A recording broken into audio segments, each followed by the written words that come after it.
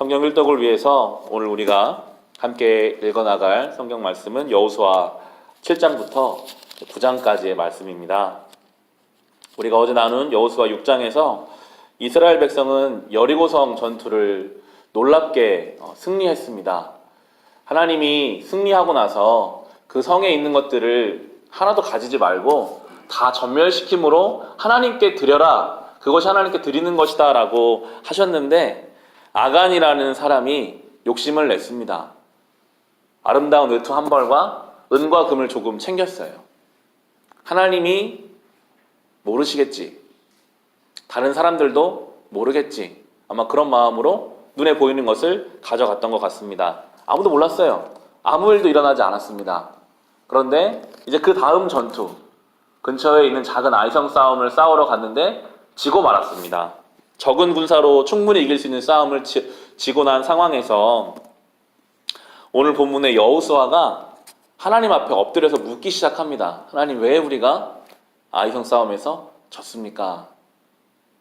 사실 몇 명, 30명 정도가 죽었던 전쟁입니다. 3,000명이 나가서 30여 명이 죽었다는 것은 보통의 지도자라면 그럼 우리가 군사가 적었나 보다. 1만 명이 가자. 2만 명이 가자. 그럼 이기겠지. 이렇게 해서 그 문제를 접근하고 해결하려고 하지를 않더라고요. 여호수아는요, 지자마자 하나님 앞에 엎드려서 묻기 시작하면 하나님, 왜 우리가 이 전투를 졌습니까? 여리고성도 이기게 하신 하나님이신데 우리가 이 문제에 넘어진 이유는 무엇입니까? 하면서 하나님 앞에 울부짖을 때 하나님이 아간에 대해서 말씀하시면서 이 문제가 해결되는 것을 성경이 우리에게 보여주고 있습니다. 성도의 삶은 때로 질 수 있습니다. 넘어질 수도 있고요. 실패할 때도 있습니다. 분명한 것은 하나님이 망하게는 안 하세요.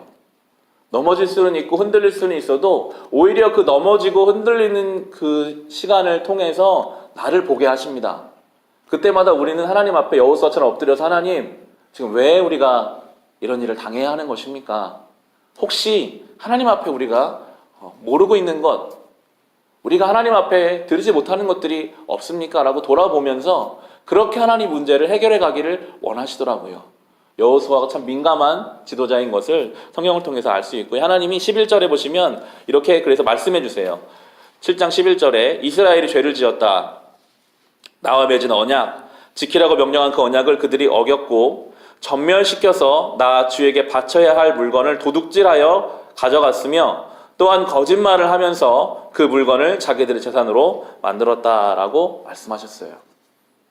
바로 아간이라고 지적하지 않으시고 너희 중에 그런 사람이 있다라고 한 다음에 그 다음날 그 사람을 뽑아가기 시작합니다. 지파를 뽑고 가족을 뽑고 하나하나 그 60만의 장정 중에서 아간 한 사람을 뽑는데 유다 지파를 먼저 뽑고 세라 가문을 뽑고 삽디 집안을 뽑은 후에 아간을 뽑았습니다. 하나님이 그렇게 죄를 지적해 가시는 장면이 나오고 결국 그 아간 한 사람의 죄가 공동체 전체에 영향을 미쳤음을 온 이스라엘이 알게 하셨습니다. 하나님 뽑으실 때 여러분 어떤 마음이었을까요? 다른 사람은 다 떳떳했을까요? 여러 사람들이 마음을 혹시 내가 하나님 앞에 지은 범죄 그것 때문에 하나님이 이러신 건 아닐까? 아마 아간이 뽑혔지만 많은 이스라엘 백성들이 하나님 앞에 겸손하고 안타까운 마음을 가지고 있었을 것 같아요. 내가 가지고 있던 잘못된 마음 때문에. 아간이 대표를 뽑혔지만 아간만 그런 죄를 지었을까요? 마음으로 지은 죄, 하나님 앞에 지은 수많은 죄악들이 아마 그 60만의 이스라엘의 장정들 가운데 있었을 것입니다. 하지만 하나님은 아간을 뽑는 그 과정을 통해서 온 이스라엘 앞에 죄가 이렇게 무서운 것이고 성도의 삶은 전쟁의 승리는 하나님께 달려있는 것임을 분명하게 가르쳐주고 계십니다. 결국 아간과 그에 속한 모든 것들이 다 돌에 맞아서 죽고 아골 골짜기에 묻힌 후에 이제 다시 8장에 가면 아이성의 싸움에서 승리하게 됩니다. 이 과정을 통해서 하나님은 이스라엘 백성들을 가르치고 계시죠. 아이성 싸움을 이기고 난 후에 에발산에 올라가서 여호수아가 하나님 말씀을 이스라엘 백성들에게 읽어주는 내용이 나옵니다. 8장 34절과 35절을 보시면요. 그 뒤에 여호수아는 율법책에 기록된 축복과 저주의 말을 일일이 그대로 낭독하였다. 모세가 명령한 것 가운데서 이스라엘 온 회중과 여자들과 아이들 그리고 그들 가운데 사는 이방 사람들 앞에서 여호수아가 낭독하지 않은 말씀은 하나도 없었다라고 나와요. 치열하게 전쟁을 하고요.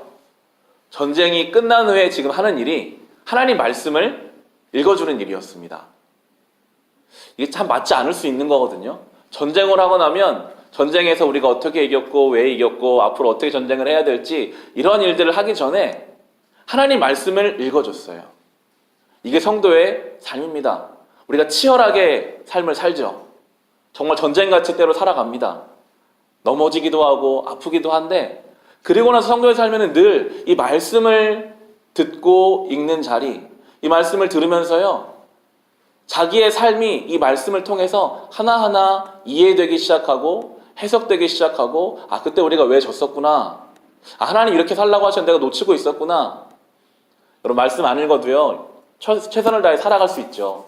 열심히 살 수 있습니다. 그런데 어느 순간 우리는 벽에 부딪혀요. 내가 왜 열심히 살고 있지? 나는 무엇을 위해서 사는 인생이지? 삶의 의미를 찾지 못하는 것이 말씀 없이 살아가는 인생입니다. 늘 성도의 삶에는요, 이 에발산에서 여호수아가 말씀을 읽어줬던 것처럼 그 말씀이 들려야 돼요. 그러면서 그 말씀은 내 삶이 해석되어져 가야 합니다. 내가 이렇게 살아야 하겠구나. 내가 이건 하나님 못하고 있었구나. 말씀이 들어오면 삶에 힘이 생기더라고요. 분명히 상황과 환경은 똑같은데 하나님 말씀이 내 안에 들어와서 이해되고 지금 나의 삶을 말씀으로 비춰볼 수 있게 되면 살아갈 힘과 열정과 용기와 내 안에 없던 사랑이 생겨나는 것을 우리는 경험할 수 있습니다. 아이들에게까지, 이방인에게까지 다 들려줬습니다. 자녀들에게도, 우리 주변 사람들에게도 이 하나님 말씀이 전파되어야 됨을 성경이 우리에게 이야기해주고 있습니다. 마지막 장인 9장에서는 기브온 사람들이 이스라엘에게 편입되는 내용이 나옵니다. 하나님이 그 땅의 원주민들을 다 없애라고 하셔서 대부분의 원주민들은 서로 연합해서 이스라엘에게 대항했어요. 그런데 기브온 지역에 살았던 히위 사람들은 생각을 달리했습니다. 우리가 싸우면 무조건 죽는다. 우리가 거짓말을 해서라도 저 이스라엘 백성들의 종이라도 들어가자라는 계획을 세워서 자기들은 이 지역에 사는 존재가 아니라 저 멀리서 왔다라고 변장까지 해서 여호수아에게 가서 화친을 요청하고 종으로 들어가기로 결론을 맺습니다. 그 과정에서는 이스라엘 백성들이 9장을 읽어보시면 이스라엘 백성들이 하나님께 묻지 않고 그래 그럼 너희들을 받아주겠다라고 해서 결국 그들이 이들의 종으로 기브온 사람들은 침략당하지 않고 종으로 편입되게 됐다라는 내용이 나오는데요. 9장 마지막 절 27절을 보시면 바로 그날로 여호수아는 그들을 회중을 섬기고 주님의 제단을 돌보는 종으로 삼아 나무를 패고 물을 기르는 일을 맡게 하였다. 그들 오늘까지 주님께 택하신 곳에서 그 일을 하고 있다라고 나옵니다. 원래 이 사람들도 다 진멸당했어야 하는 하나님의 말씀 아래 있었던 사람들이 기브온 사람들이었는데 그들이 거짓말을 했는데도 이스라엘 백성들이 하나님께 묻지도 않고 그들을 받아주셨는데도 하나님이 이 기브온 사람들을 그냥 인정해 주세요. 그냥 받아주세요. 결국 이스라엘과 함께 그 역사를 함께 갈 수 있는 은혜를 받는 백성들이 되게 되었습니다. 하나님이 참 놀라운 은혜의 하나님임을 이 말씀을 통해서 알 수가 있어요.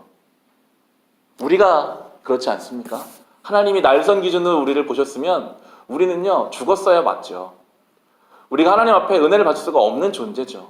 하지만 우리 하나님은 은혜의 하나님이셔서 부족한 게 있고 거짓말도 하고 하나님 묻지도 않고 행동하는 그 모든 결과들을 통해서 한 족속을 또 하나님이 하나님 백성으로 만들어 가시는 것을 성경을 통해서 우리는 보면서 하나님의 은혜가 참 크다. 하나님의 은혜 하나님 아니었으면 하나님께 예배할 수도 없었겠다. 내일 주일 예배를 준비하면서요. 하나님께 나와서 예배하는 것이 은혜, 하나님의 은혜라서 우리가 주님을 예배할 수 있고 나올 때마다 그 은혜를 찬송해야겠구나 하는 생각을 해보게 됩니다. 오늘 하루도 우리를 받아주신 하나님의 은혜에 감사하며 살아갑시다. 오늘 하루를 돌아보시면서 받은 은혜를 세워보시면서 주일 예배를 그렇게 기쁨으로 준비해 가시기를 주님의 이름으로 축원합니다.